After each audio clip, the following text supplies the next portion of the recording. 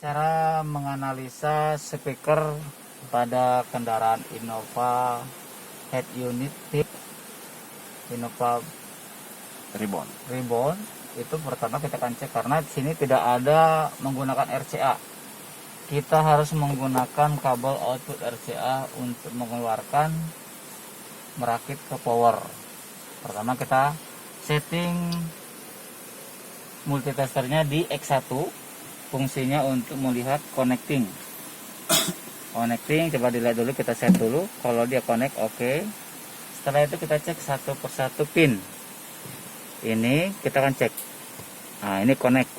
Berarti speaker 1 posisinya ada di kanan. Nah, dan berikutnya seperti itu. Semoga berguna bagi teman-teman yang suka audio, karena di audio Innova ini tidak ada tertulis maupun keterangan posisi dia benar-benar tidak menggunakan output RCA.